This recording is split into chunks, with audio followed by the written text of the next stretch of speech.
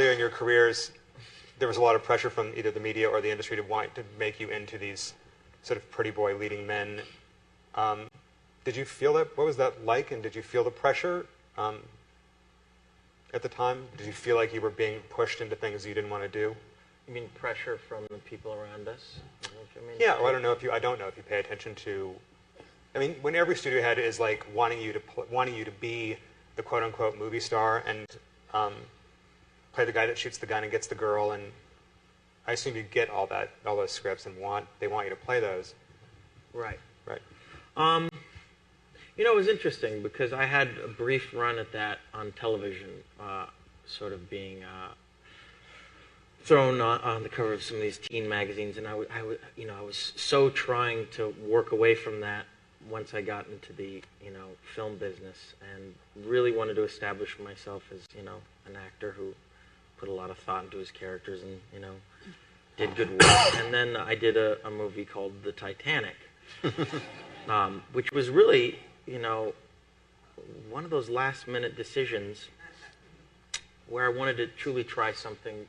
I'd done traditionally small independent films up until that point, and there I was, right back into that position wherein I was looked at as another piece of cute meat that was That you are. That I am.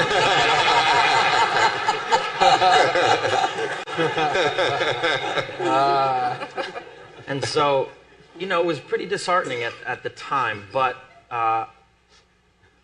certainly when you're looked at and objectified like that, you have mixed emotions about it. But for me, I wanted to, stop acting for a little while. I wanted to go back and take a few years off and really find a role that I could sink my teeth into and really get back into the mix.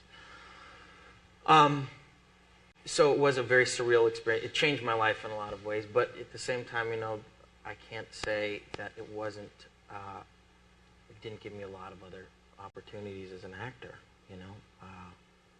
It finally, for the first time, made me in control of my career in a completely different way, and I got to really steer the course of where I wanted to go as an actor from that one film.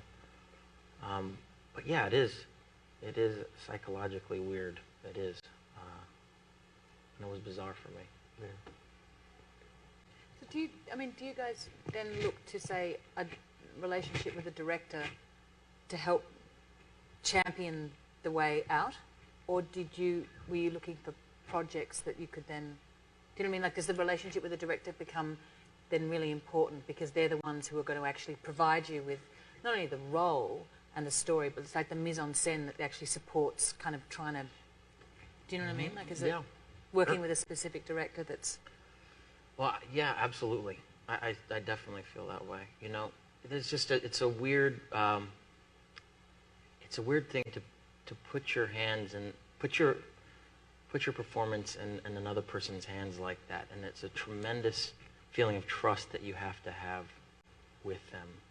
I think that I definitely sought out certainly the relationship with Scorsese, just a testament to seeing his work in the past, and it was really important to me to find somebody I could trust like that again, because we so often you sit in a room with a director and you hear their vision about a specific project, but there's a huge difference between what they say in a room and what actually shows up on screen, because they can say all the right things a lot of the time, and a lot of them can be extremely intelligent and hit home with exactly what you want that film to be, but